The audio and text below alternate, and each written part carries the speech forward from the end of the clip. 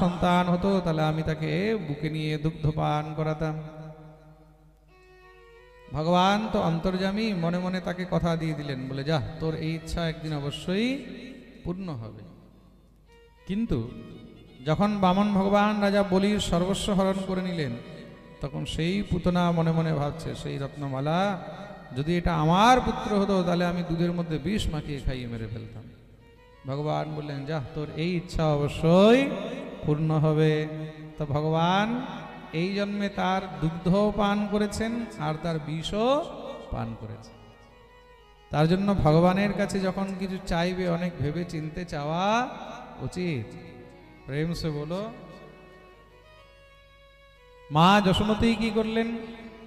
রাক্ষসী স্পর্শ করেছে তো, তার জন্য মা নিজের পুত্রকে নিয়ে এসে গোপোচ্ছ ভ্রমণাদিবিহি, বাচ্চার রক্ষার জন্য গোমাতার লেজ দিয়ে তাকে ঝাড়া দিলেন। কি করলেন? হ্যাঁ, মারা অনেক সময় বাচ্চাদেরকে নজর লেগে গেলে তখন ঝাড়া টাড়া দিয়ে দেয় না অনেকে। তো মা কি করলেন? যেটা বৈদিক পদ্ধতি বাচ্চাকে ঝাড়া লাগাবার, সেই পদ্ধতি দিয়ে, মানে গোমাতার লেজ দিয়ে তাকে ঝাড়া লাগালেন। প্রেম সে বলো। গোমাতার লেজ দিয়ে ঝেড়ে দিয়েছেন আর তারপরে পঞ্চগব্য দিয়ে স্নান করালেন। কেন? বাচ্চা যদি অসুস্থ থাকে, অস্পৃশ্য স্পর্শ হয়, তখন গিয়ে বাচ্চাকে পঞ্চগব্য দিয়ে স্নান করিয়ে তার দেহ শুদ্ধ করা উচিত। পঞ্চগব্য কি কি? দধি, দুগ্ধ, ঘৃত, গোবর আর গোমূত্র, এই পাঁচটি বস্তুকে বলা হয় পঞ্চগব্য। কি বলা হয়? জোরে বলো। হ্যাঁ, পঞ্চগব্য। পঞ্চামৃত আবার আলাদা। পঞ্চামৃত হলো দধি, দুগ্ধ, ঘৃত, মধু আর শর্করা, এই পাঁচটিকে বলা হয় পঞ্চামৃত। আর এটা হলো পঞ্চগব্য, মনে থাকবে? পঞ্চগব্য দিয়ে এবার স্নান করালেন আর মন্ত্র দিয়ে ভগবানকে রক্ষার জন্য ভগবানের কাছে প্রার্থনা করছেন। ইন্দ্রিয়াণি ঋষিকেশঃ প্রাণান নারায়ণোবতু শ্বেতদ্বীপপতিশ্চত্তম মনো যোগেশ্বরো বতু। হে গোবিন্দ, আমার পুত্রের রক্ষা করো, হে নারায়ণ রক্ষা করো। ভগবানের নাম নিয়ে বারবার প্রার্থনা করছেন আর ভগবান কিলকিল করে হাসছে, বলে আমার নাম নিয়ে আমার কাছেই আমারই রক্ষার জন্য প্রার্থনা করছে। কিন্তু মা কি জানে আমার পুত্রকে? মায়ের জন্য তো সাধারণ শিশু। এই প্রকার শ্রী সুখদেব প্রভু খুব সুন্দর পুতনা উদ্ধারের কথা বর্ণন শ্রবণ করালেন। বলিয়ে ভক্ত বৎসল ভগবান কি। কিছু সময় পরে কৈলাস থেকে দেবাদিদেব মহাদেব এসেছেন ভগবানের দর্শন করার জন্য। নন্দদ্বারে এসে নিজের ডমরু বাজিয়ে যখনই মহারাজ আলাখ নিরঞ্জন বলে ধ্বনি করেছে, ভিতর থেকে দাসী দৌড়ে এসেছে। এসে ভোলেনাথকে দেখে প্রণাম করলেন। हाँ बाबा, बोलो क्या चाहिए? भोलेनाथ बोलें, सखी हमको नंदरानी से मिलना है, नंदरानी के दर्शन करना है। दासी दौड़े গেছে মায়ের কাছে, मैया एक डमरू वाला बाबा आयो है, एक डमरू वाला बाबा এসেছে তোর সঙ্গে দেখা করবে বলে।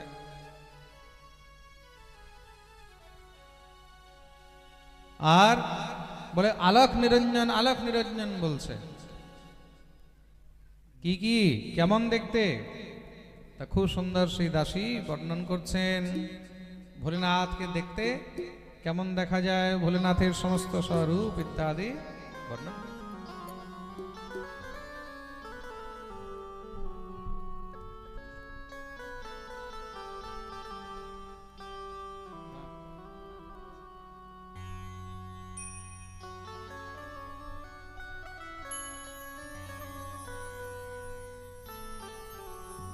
बोलिए शिव शंकर भगवान की जय।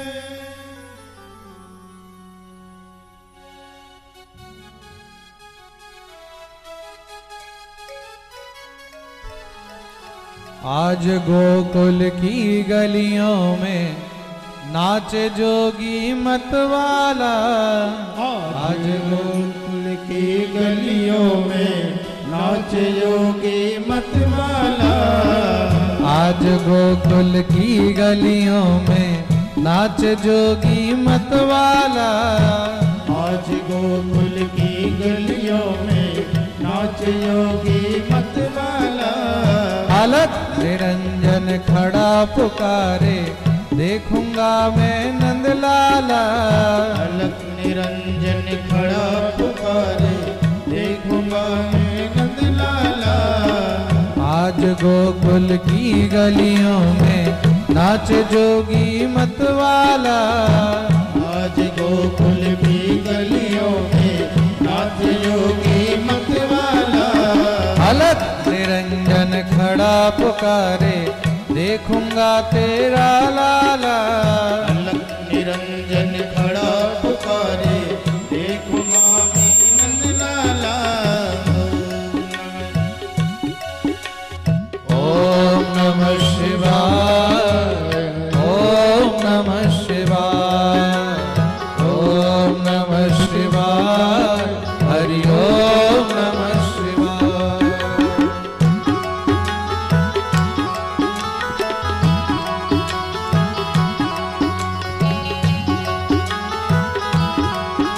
हर हर महादेव।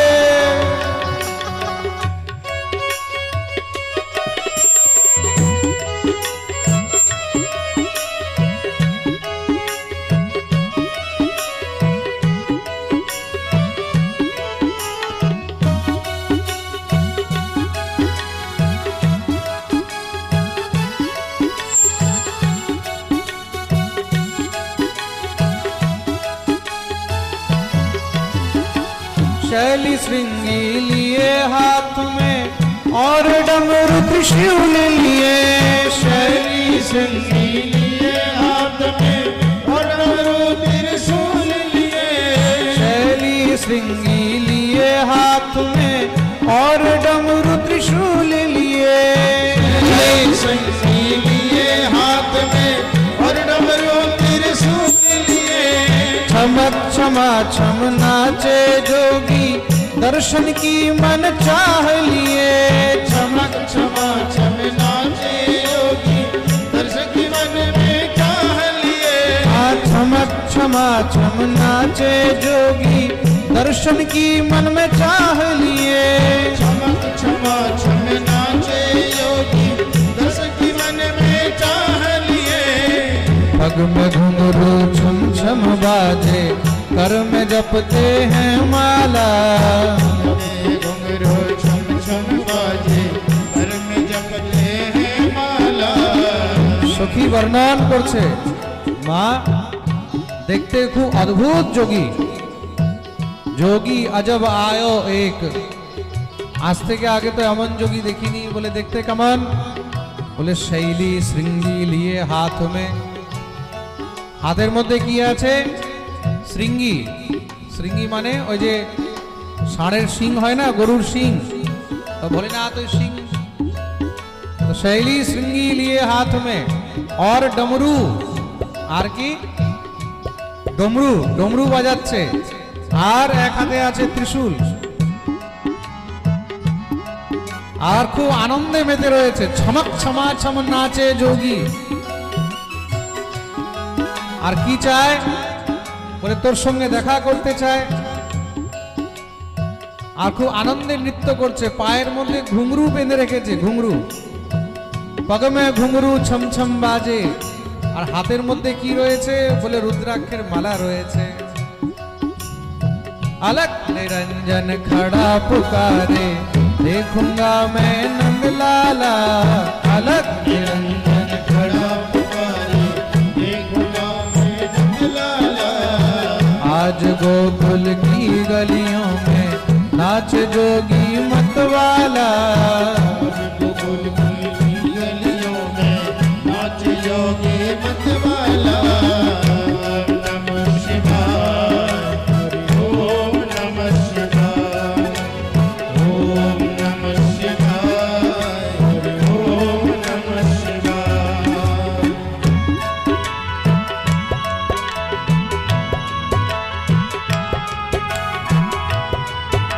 हरि वो हर हर महादेव।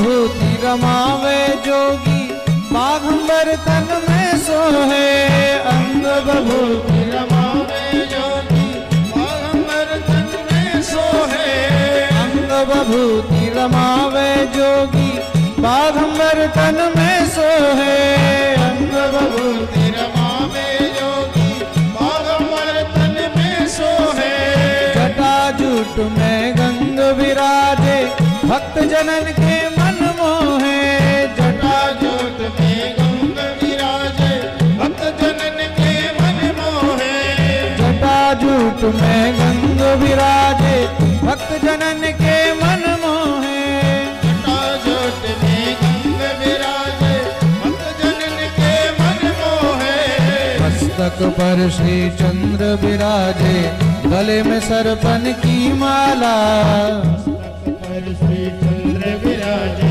गले में सरपन की माला अलख निरंजन खड़ा पुकारे देखूंगा मैं नंदलाला अलख निरंजन खड़ा पुकारे देखूंगा नंदलाला आज गोकुल की गलियों में नाच जोगी मतवाला आज गोकुल की गलियों में नाच योगी मतवाला ओम नमः शिवाय हरि ओम नमः शिवाय ओम नमः शिवाय हरि ओम नमः शिवाय दोनों हाथ खुले हरि वो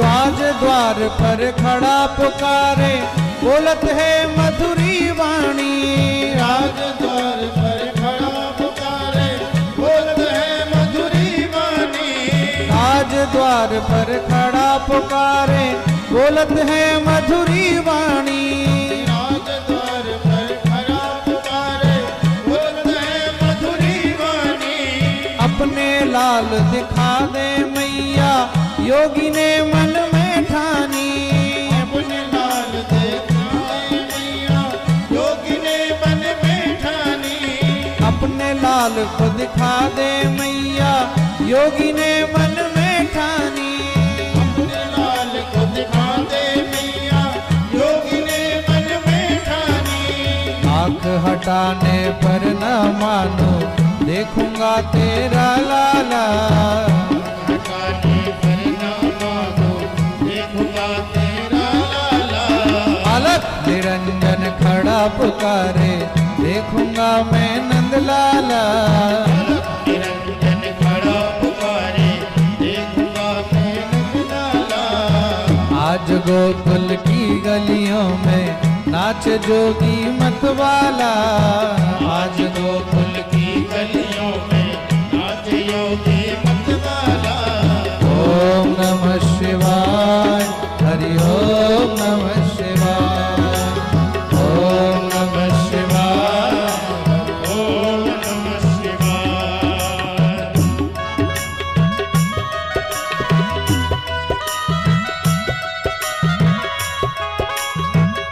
बोलो शिव शंकर भगवान की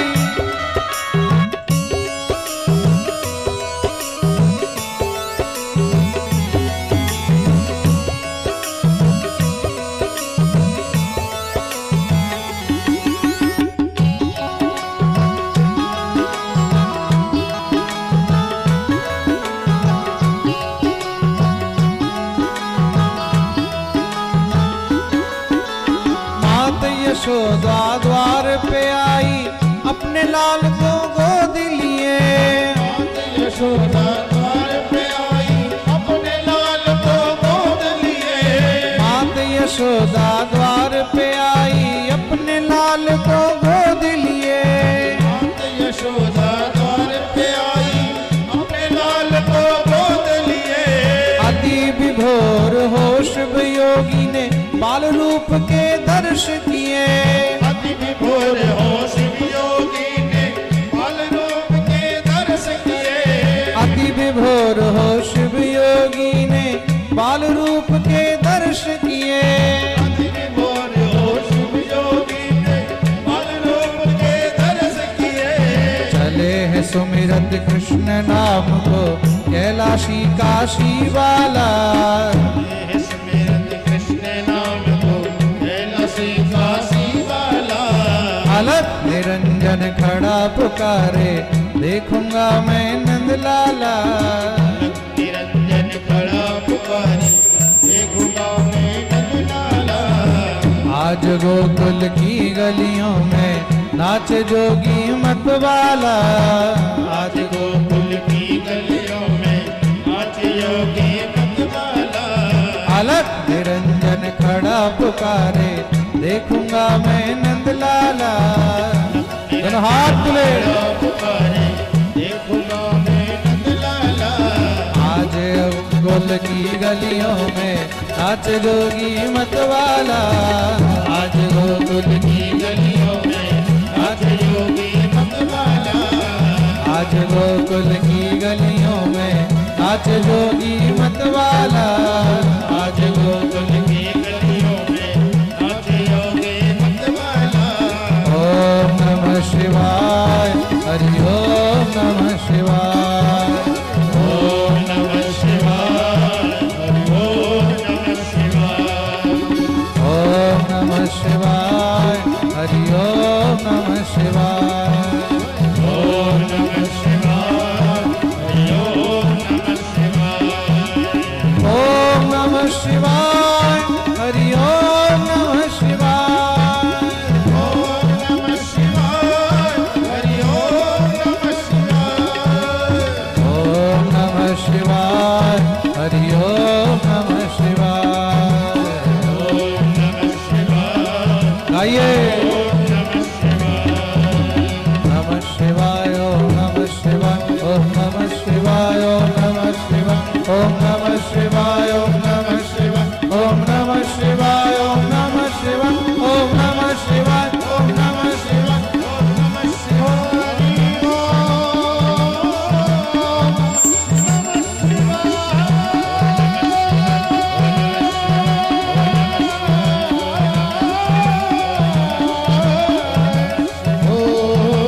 ओम नमः शिवाय। ओम नमः शिवाय। बोलिए शिव शंकर भगवान की जय जय श्री राधे।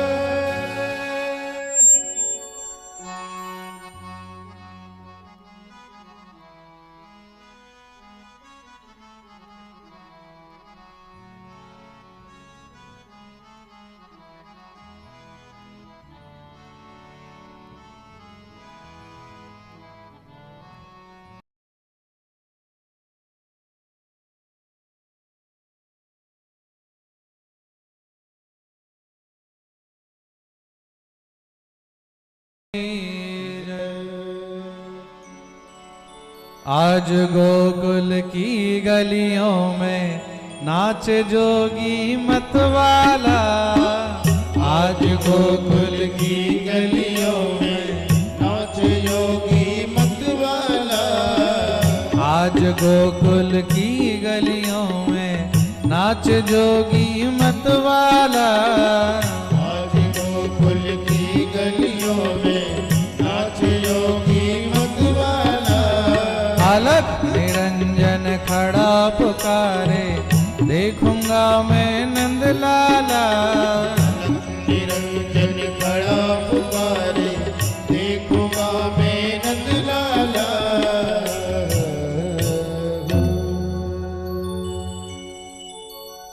মা যশোমতী বললেন হয়তো কিছু ভিক্ষা চাওয়ার জন্য এসেছে হবে, যা গিয়ে ভিক্ষা দিয়ে দে। দাসী গেলেন, খুব করে মহারাজ ভিক্ষা সাজিয়ে নিয়ে গেছেন। এই বাবা, এনে তোর জন্য মা পাঠিয়েছে। ভোলে বাবা বললেন, আরে সখী, হাম তো কু ভিখারি লাগ রে, আমাকে দেখে ভিখারি মনে হচ্ছে নাকি? যা যা যা নিয়ে এসেছিস 4 ডাবল আরো নিয়ে যা। দাসী দৌড়ে গেছে মায়ের কাছে, বলে মাইয়া, ইয়ে ও বাবা নয়, সেই বাবা নয়, ভিক্ষা করতে এসেছে, ও তো শুধু তোর সঙ্গে দেখা করবে। যশোমতী ভাবলেন ঠিক আছে, দেখি কি বলছে। যশোদা নিজে গেছেন, নিজের সঙ্গে খুব করে মারা সোনা হীরা মণি মুক্তা নিয়ে গেছে, এনে বাবা তোর জন্য নিয়ে এসছে। বলে বাবা বললেন, মা আমি এসব নিতে আসিনি, তাহলে আমি তো শুধু একমাত্র তোর ছেলের দর্শন করতে এসেছি। দেখুঙ্গা मैं নন্দলালা, আমি নন্দলালকে দেখতে এসেছি, আর কিছু চাই না। মা বললেন, দেখ বাবা, নন্দলালকে তো দেখানো সম্ভব নয়, কেন আমরা এখন ছেলেকে বাইরে বের করাই বন্ধ করে দিয়েছি। ওই যখন থেকে পুতনা নিয়ে গেছে ভয় হয়ে গেছে না,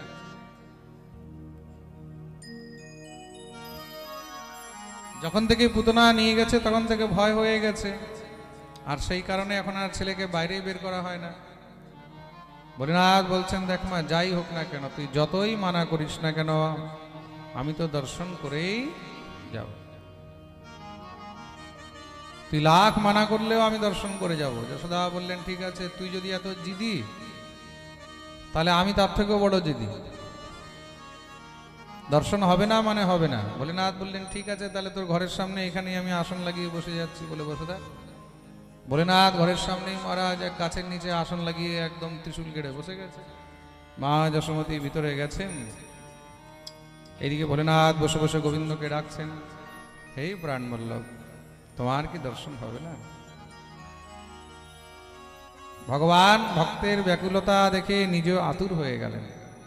ভগবান জোরে জোরে কান্না আরম্ভ করে দিয়েছেন, ওয়া ওয়া ওয়া ওয়া। সেই কি কান্না, কোনো মতে আর কান্না বন্ধ হয় না। মা যশোমতী কোলে নিয়েছেন, কান্না বন্ধ হয় না। দুগ্ধ পান করাচ্ছেন, ঠাকুর দুগ্ধ পান করে না, একদম মুখ ঘুরিয়ে নিচ্ছে। পালনার মধ্যে ঝুলা ঝুলায়, কান্না বন্ধ হচ্ছে না।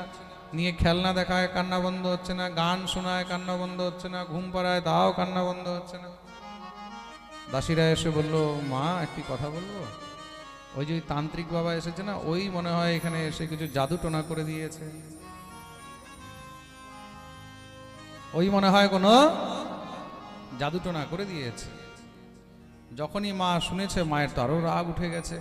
বলো, এখানে বসে বসে ওই দেখ, গলার মধ্যে এত হাড় টাড়, এত মুন্ডমালা সব ঝুলিয়ে বসে আছে, তো নিশ্চয়ই অনেক বড় তান্ত্রিক কিছু জাদু করে দিয়েছে।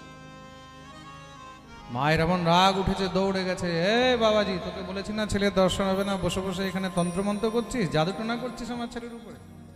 ভোলেনাথ বললেন, মা আমি কি জাদু করব? তোর ছেলে তো সংসারের সব থেকে বড় জাদুঘর, তার জাদুতে তো আমরা সবাই মোহিত হয়ে যাই, ওর জাদুই তো আমাকে এখানে টেনে নিয়ে এসেছে, তাহলে আমার ছেলের কান্না কেন বন্ধ হচ্ছে না? বলে, দেখ মা, হয়তো তোর ছেলেকে কারোর নজর টজর লেগে গেছে। আমি হিমালয়ের মধ্যে অনেক সাধনা করেছি, তো তা অনেক যোগ সিদ্ধি জানি। তোর ছেলেকে নিয়ে আয়, ভালো করে একটু মন্ত্র পড়ে ফুঁক করে দেবো, ভালো করে ফুঁকে দেব, সব ঠিক হয়ে যাবে। মা আর দেরি করেনি, দৌড়ে গিয়ে নন্দলালকে আঁচলের মধ্যে ঢুকিয়ে নিয়ে এসেছে। এই নে বাবা। ভোলেনাথ বললেন, দেখ মা, এইভাবে কিন্তু ঝাড়ফুঁক কাজ করে না। ঝাড়ফুঁকের নিয়ম আছে, মন্ত্র পাঠ করে সোজা মুখের মধ্যে ফুঁক মারতে হয়। যতক্ষণ মুখখানা দেখাবি না, ততক্ষণ ফুঁক কি করে মারবো? মা যশোমতী দেখলেন, এবার তো মুখ দেখাতেই হবে, তাড়াতাড়ি করে এবার আঁচলটা সরিয়েছে। যখনই গোবিন্দের সেই দিব্য মহারাজ চন্দ্রমুখ দর্শন করেছেন, ভোলেনাথ আনন্দে ভাব বিভোর হয়ে গেছেন। আহা, শ্যামম হিরণ্য পরিধিম, কি সুন্দর সেই গোবিন্দের রূপ। ভোলেনাথ মনে মনে ভগবানকে প্রণাম জানিয়ে যখনই একটু ফুঁক মারলেন, ভগবান একদম খিলখিল করে হাসছেন। মা যশোমতী বললেন, বাবা, তোর ঝাড়ফুঁকের মধ্যে তো অনেক দম আছে, তোকে যা চাই বল, আমি তোকে দেব। ভোলেনাথ বললেন, যা চাইবো দিবি তো? বলে, হ্যাঁ। তাহলে মা, তোর ছেলের চরণ দুখানি একবার আমার মাথায় ঠেকিয়ে দে, আর কিছু চাই। মা বললেন, দেখ বাবা, এটা কিন্তু হবে না, এই ঠেকা ঠেকি ধরাধরি সম্ভব নয়, যা হবে দূর থেকে। ভোলেনাথ বললেন, মা আর কিছু চাই না, আমাকে শুধু এই চরণ দুখানি একবার মাথায় ঠেকিয়ে দাও। মা বললেন, দেখ বাবা, এটা তো সম্ভবই নয় বলে যখনই নিয়ে যাচ্ছেন, নন্দলালের আবার কান্না আরম্ভ। মা আবার দৌড়ে এসেছে, দেখ বাবা আবার কাঁদতে লেগেছে। ভোলেনাথ বললেন, তোকে বললাম না, একবার চরণ দুখানি ঠেকিয়ে দে, তোর ছেলে আর জীবনে কাঁদবেই না, এমন মন্ত্র করে দেবো। মা যশোমতী চরণ দুখানে যখন এগিয়ে দিয়েছে, ভোলেনাথ নিজের জটার মধ্যে লাগাতেই ঠাকুর একদম খিলখিল খিলখিল খিলখিল করে হাসতে আরম্ভ। বলিয়ে ভক্তবৎসল ভগবান কি জয়। ভক্তের ইচ্ছা পূর্ণ করার জন্য ভগবান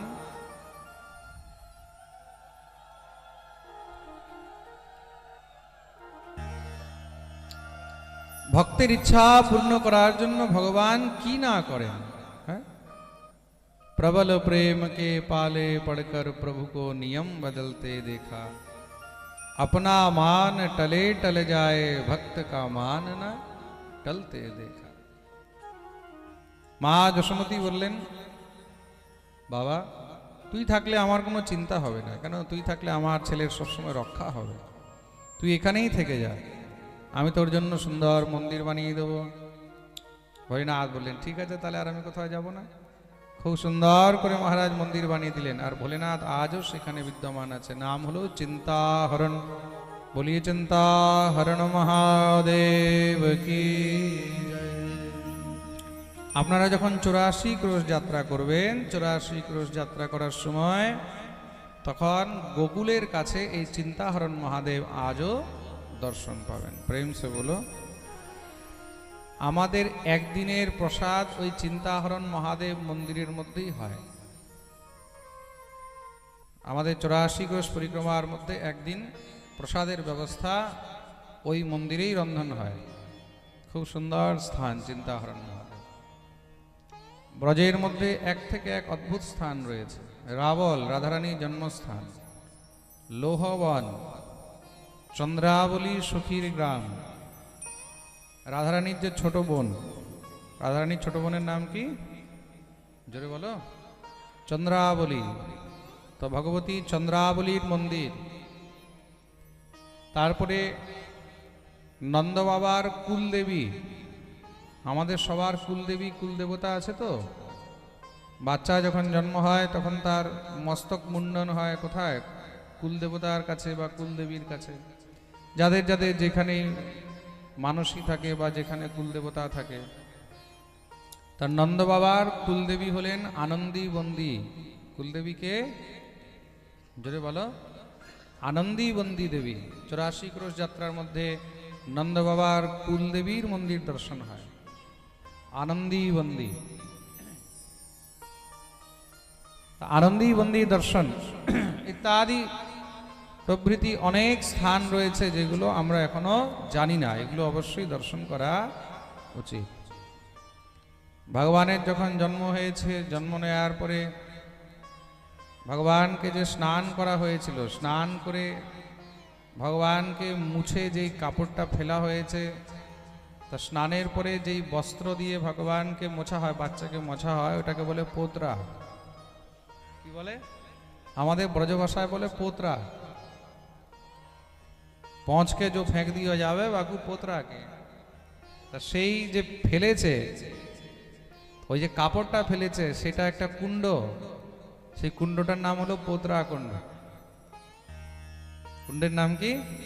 পোতরা কুণ্ড। পোতরা কুণ্ড কোথায় আছে? মথুরায় আছে। কোন জায়গায়? জোরে বলো। মথুরা। আর মথুরার যিনি অধিষ্ঠাত্রী দেবী, যার নামে মথুরা হয়েছে, ভগবতী মহাবিদ্যা, মাতা মহাবিদ্যা দেবীর মন্দির মথুরায়।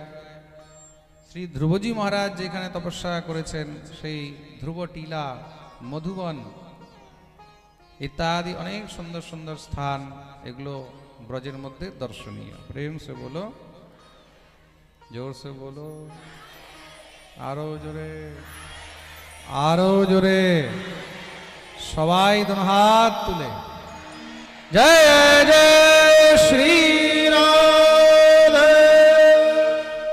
এই প্রকার মহাদেবের কৃষ্ণ দর্শন বর্ণন শ্রবণ করালেন।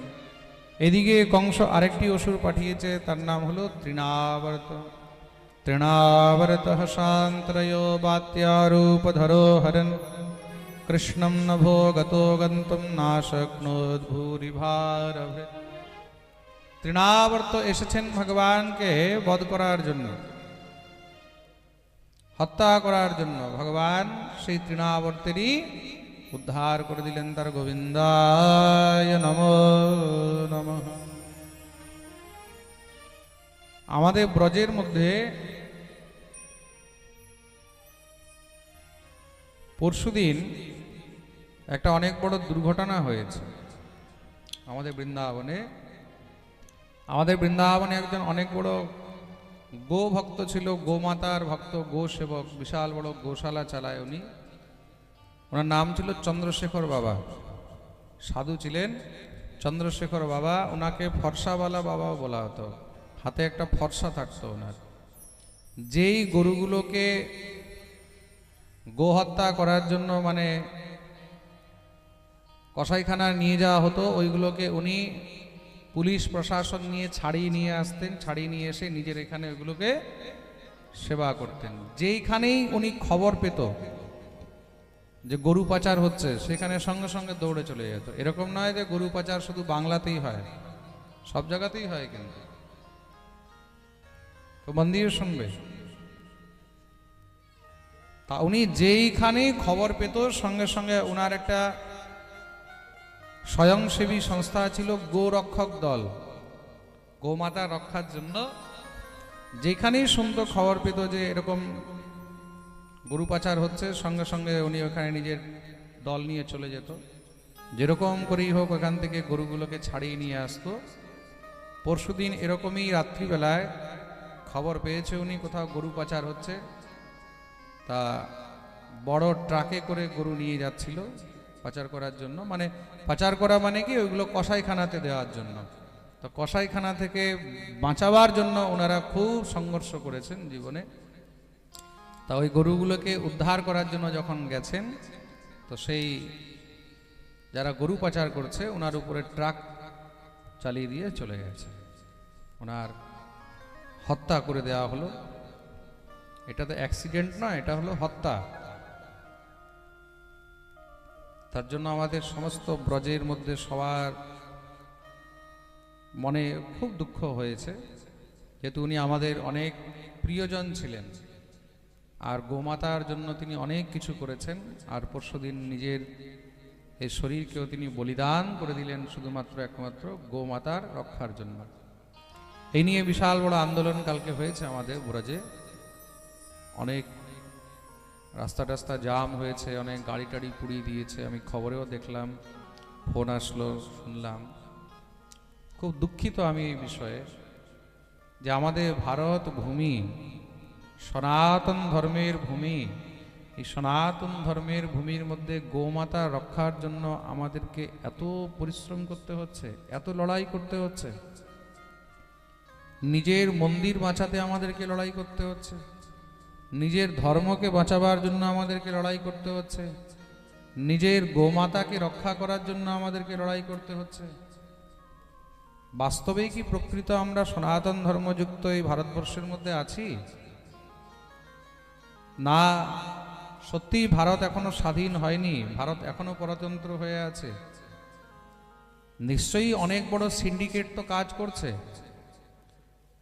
বড় সিন্ডিকেট না থাকলে, বড় বড় নেতা মন্ত্রীদের হাত না থাকলে এই কাজ তো সম্ভব নয়। বিচার করে দেখুন, হিন্দুবাদী সরকারের এখন সেখানে রাজত্ব, তাই তো? উত্তরপ্রদেশে এখন হিন্দুবাদী সরকারের রাজত্ব, বিজেপি সরকার হিন্দুবাদী সরকার। তা হিন্দুবাদী সরকারের রাজত্বের মধ্যেও যদি গরু পাচার হচ্ছে, তার মানে সেখানেও বড় বড় নেতা মন্ত্রীদের হাত আছে, না থাকলে করতে পারে? তা একা যদি যোগীজি চায় তাহলে তো কিছুই সম্ভব নয়। তার আন্ডারে যত মন্ত্রী মিনিস্টাররা আছে তাদেরকেও তো সজাগ হতে হবে, পুলিশ প্রশাসন আছে। তার মানে সবাই এগুলোর মধ্যে মিলিত আছে, এটার মধ্যে কোনো সংশয় নেই। সে যেই কোনো জায়গাতেই হোক না কেন, উত্তরপ্রদেশ হোক, বিহার হোক, বাংলা হোক, আসাম হোক,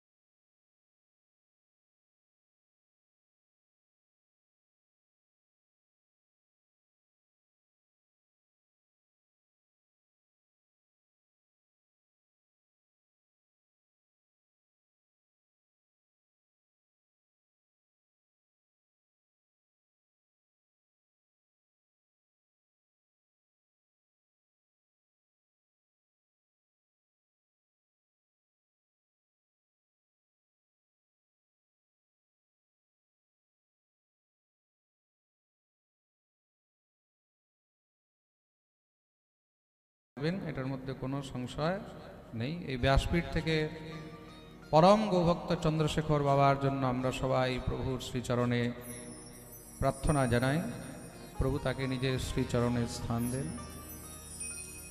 বলিয়ে ভক্তবৎসল ভগবান কি। আরেকটি আমাদের বৃন্দাবনের একজন মহৎ সাধু, অনেক প্রাচীন সাধু, খুব ভজনানন্দী সাধু, তিনিও কালকে দেহ রেখেছেন। তিনি স্বাভাবিক দেহ রেখেছেন। নাম ছিল পরম পূজ্য শ্রী সখীচরণ দাস বাবাজি মহারাজ।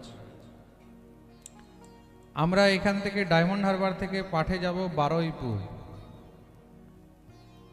আমি সেদিন পাঠে বলেছিলাম না যে বারুইপুরে পাঠ আছে 27 মার্চ থেকে, এখানে আমাদের শেষ হচ্ছে 24শে মার্চ, মানে পরশুদিন আমাদের পাঠ বিশ্রাম হবে 24 তারিখে। তারপরে 25 তারিখে আমাদের এখানে যজ্ঞ হবে। কি হবে? যজ্ঞ হবে। 27 তারিখ থেকে বারুইপুর ক্যানিং লাইনে রামধারীতে রাধা গোবিন্দ মন্দিরের প্রতিষ্ঠা হবে এবং 7 দিনব্যাপী শ্রীমদ্ ভাগবত সপ্তাহ জ্ঞান যজ্ঞের আয়োজন হবে। তো ওই পাঠের যিনি আয়োজন করাচ্ছিলেন তিনি ছিলেন পরম পূজ্য শ্রী সখীচরণ দাস বাবাজি মহারাজ। আমাকে খুব ভালোবাসতেন, খুবই স্নেহ করতেন। এই পাঠের জন্য উনি এইখানেই ছিলেন, বৃন্দাবন থেকে এসে। এখানে যেহেতু ওনার সব শিষ্যরা আছে রামধারীতে, সমস্ত শিষ্যদেরকে নিয়ে নতুন মন্দির তৈরি হয়েছে, বিগ্রহ প্রতিষ্ঠা হবে। বিগ্রহ চলে এসেছে, আমরাই গিয়ে প্রতিষ্ঠা করব। কিন্তু ভগবত ইচ্ছা কালকে তিনি দেহ রেখেছেন সকালবেলায়। কালকে সকালবেলায় তিনি দেহ রেখেছেন, আমি খবর পেলাম। পাঠ যেমন আয়োজন করা হয়েছিল তেমন ভাবেই হবে। ভগবত মন্দিরের প্রতিষ্ঠা যেহেতু এটা ওনার স্বপ্ন ছিল, সেটা সেইভাবেই হবে। সমস্ত সব ওনার পরিকরগণ শিষ্যগণ তারা সব খুব দুঃখিত রয়েছেন। এই ব্যাসপীঠ থেকে ভগবানের শ্রীচরণে ওনার বিদেহী আত্মার শ্রীচরণ প্রাপ্তির জন্য আমরা প্রার্থনা করি। বলিয়ে ভক্তবৎসল ভগবান কি।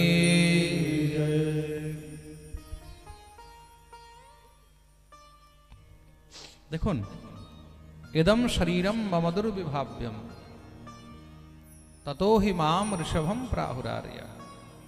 শ্রী ঋষভদেব ভগবান নিজের পুত্রদেরকে যখন উপদেশ করছেন তখন একটি কথা বললেন, এই শরীর হলো নশ্বর। কে আজ আছে আর কাল থাকবে তার কোনো গ্যারান্টি নেই। কিন্তু তুমি এই জীবনে যতটা সৎকর্ম করে যাবে সেটাই কিন্তু তোমার কাজে লাগবে। তার জন্য যতদিন জীবন আছে, যতদিন শরীর আছে, এই দেহকে সৎকর্মে লাগিয়ে রাখো। যতটা পারবে ভগবত সেবা করো, ঠাকুরের সেবা করো, হরিনাম করো, ভজন সাধন করো, খুব করে অর্থ উপার্জন করো, টাকা কামাও।